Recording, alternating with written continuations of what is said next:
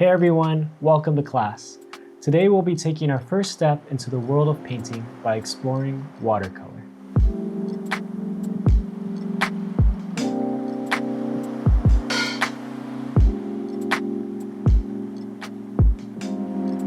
In these last 4 lessons of our foundation series, we'll be exploring different aspects of painting.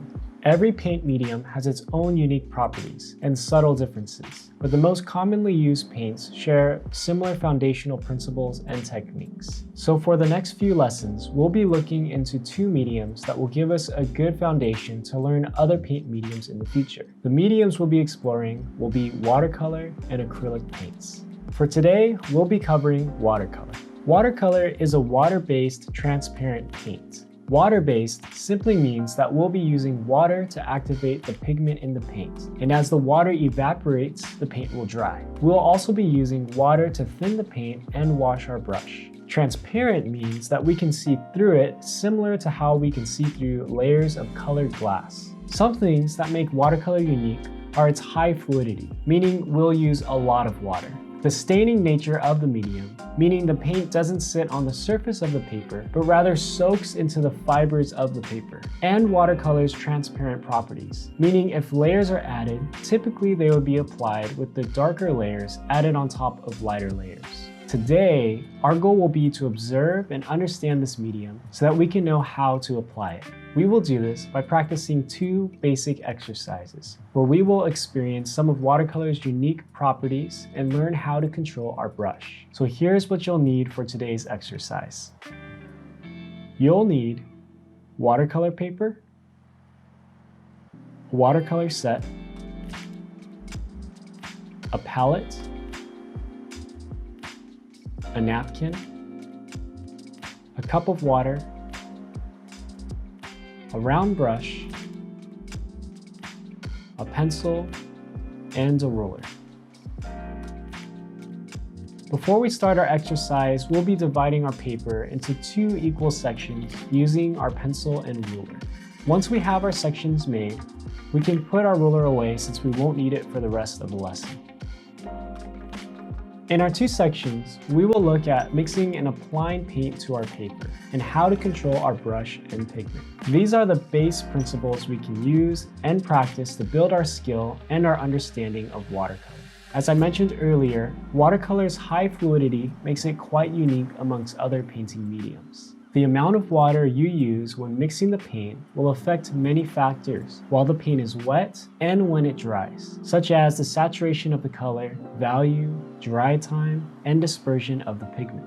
I encourage you to experiment using different amounts of water for each exercise we practice today. So let's get started with mixing and applying our paints. The first thing we want to do whenever we use watercolor is wet our brush. We want our brush to have an ample amount of water to activate the pigment in our watercolor. So don't dry off your brush after wetting it. We also don't want the brush to be so wet that when we move it, it drips water all over our table and paper. A good method for wetting our brush is to swirl it in the water and give it a few good taps on the edge of our water cup. Now choose a color and bring your wet brush to that color. As you can see, the water from the brush activates the pigment. And as we rub the bristles of the brush against the pigment, our brush is being loaded with the color we chose. In order to preserve the fine bristles of our brush, always pull your brush in the direction of the handle. Never push the brush the opposite way, as it could damage the bristles and tangle them. This is important not just for loading our brush, but also for applying the paint on the paper. Now that our brush is loaded with water and pigment, let's bring our brush to our palette. You can squeeze the brush on the edge of the palette to dispense the color in the well that you want. We use a palette to mix our colors so that we can control the amount of water and pigment in our colors.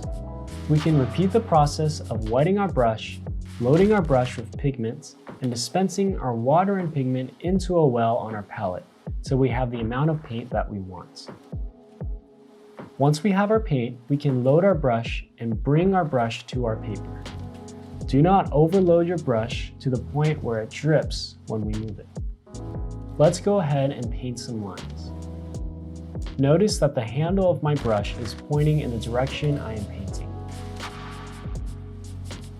At a certain point, you'll notice that your brush is drying out.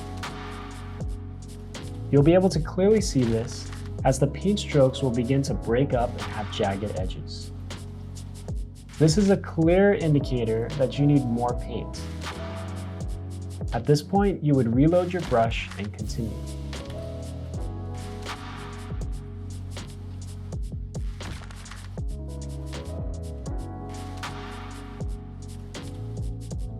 Now let's make another line with a different color. Whenever we change colors, we need to make sure that we wash our brush out thoroughly.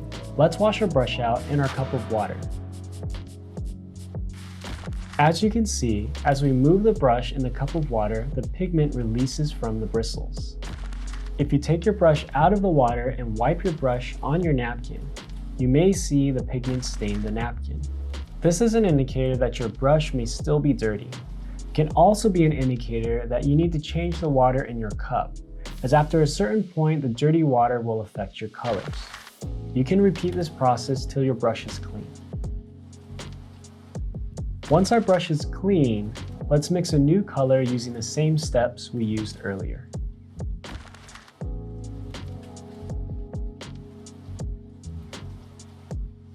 When we have our color made, let's load our brush and make more lines. This time, start your line by putting pressure down on the brush so that the bristles of the brush spread and pull the brush across your paper. As you drag the brush along the paper, start to lift the pressure until you're only painting with the tip of your brush. Reload your brush with paint, and now let's do another line. But this time, let's start with no pressure, using only the tip of our brush. And as we drag the brush across our page, start to add more and more pressure till the bristles are spread.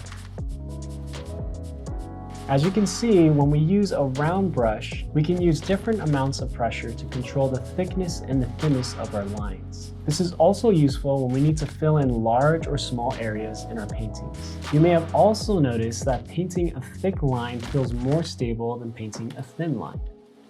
One way that we can stabilize our hand while making thin lines is to put pressure on our pinky finger and use that finger to regulate the height of our brush. Make a few more thin lines testing out this method. In painting, we refer to the ability to control our brush as brush control, and learning how to create thick and thin lines is a crucial part of brush control. After we're finished practicing our lines, we can now move on to our next section. In this section, we can start on our next exercise where we will further practice brush control and learn about edge control. Edge control in painting is our ability to paint within a shape cleanly and accurately. In order to start with this exercise, we need some shapes to paint in. Let's go ahead and use our pencil and make 4 shapes. For our first shape, let's draw a circle. Our second shape can be a triangle. And our third and fourth shape can be whatever we want, but make sure that they overlap each other so that they create at least 3 sections.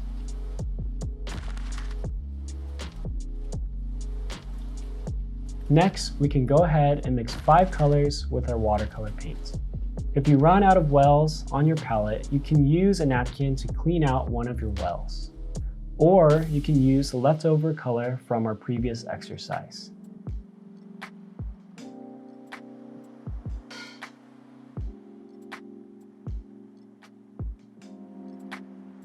Once we have our 5 colors, let's choose one for the first shape. When we start painting in a shape, we want to make sure that the tip of our brush is always against the edge of our shape. This will allow us to see exactly where we're painting. If we're painting a small shape, we can stand our brush up to be at a higher angle so that we can see all sides of the brush touching our paper for extra control. Once the edges of our shape are all painted, we can now fill in the shape by painting broad strokes. You can do this by adding more pressure to the brush to spread the bristles, or by painting strokes side to side with the broad side of our brush. Just remember to always pull the brush and never push it. Once we're done painting in our circle, we can now wash out our brush and select our next color for our triangle.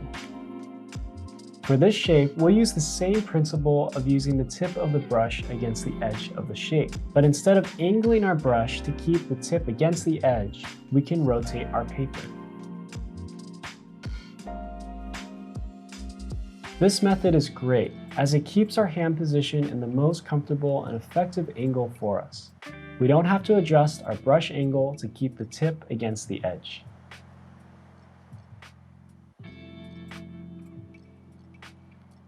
When you're finished with all the edges, you can again fill in the shape and wash your brush out. Now for the third and fourth shapes. Again, choose any color you would like and fill in the far left shape. You can use whichever method you would like in order to keep the tip against the edge of the shape.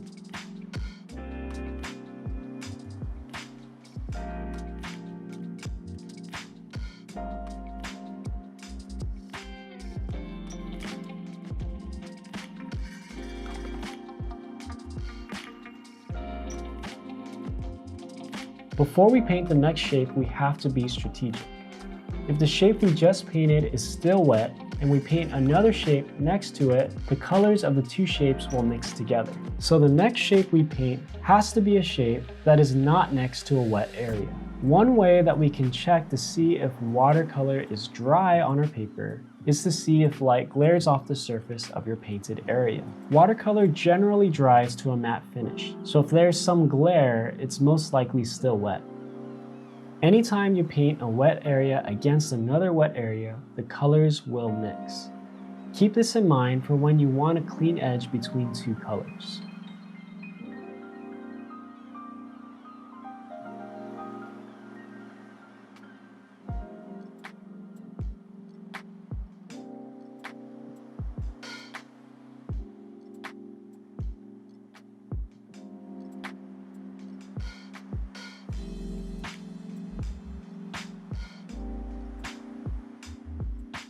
Before we paint in our third and final shape, we have to make sure that the shapes around it are dry.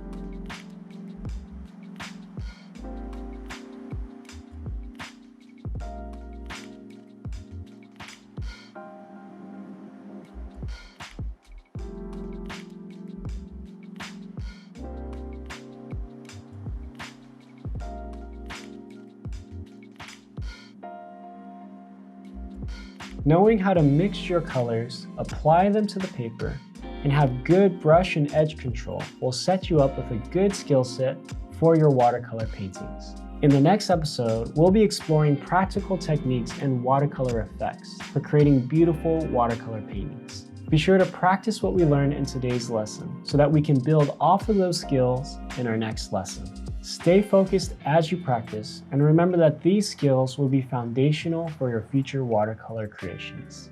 I'll see you in the next class.